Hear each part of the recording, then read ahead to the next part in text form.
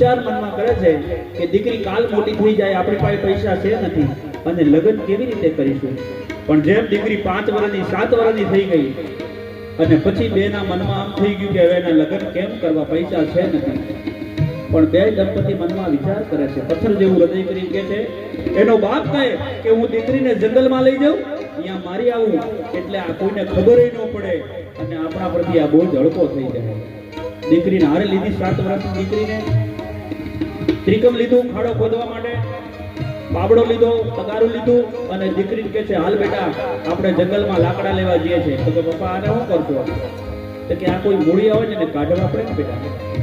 આમ કહીને જંગલમાં લઈ ગયા.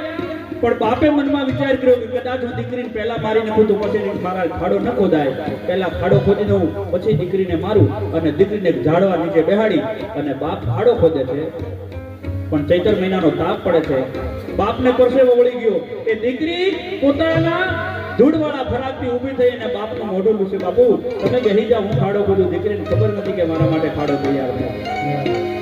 ફરીવાર દીકરીને બેહાડી, ફરીવાર એ બાપને પરસેવો વળ્યો તો હાથમાંથી ત્રિકમે દીકરીએ લઈ લીધું અને 7 વર્ષની દીકરી ખાડો ખોદતી હતી. બાપના મનમાં હૃદય પીગળી ગયું, કહેવા માંડ્યો કે હું દીકરી માટે મારી જાતને વેચી નાખીશ પણ આ દીકરીને મરાય નહીં.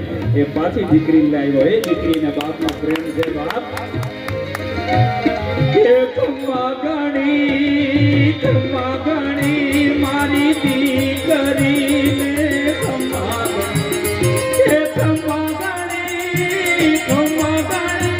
મારી લાડકીને ગણીમાં દોરીએ દીવે દોરી પલે કીએ મોરી બટઈતી દોરતિયા મોરિયા તેરી લાડકી મેં તેરી લાડકી મેં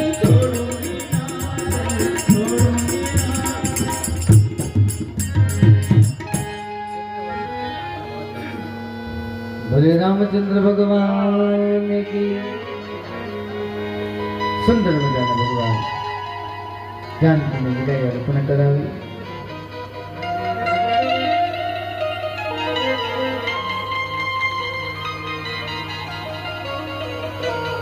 જે દીકરી અને બાપનો પ્રેમ બતાવ્યો,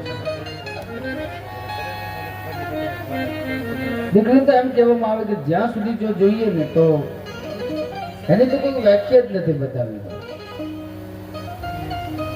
કારણ કે જેટલું એનું વર્ણન કરીએ ને એટલું ઓછું છે બાપ.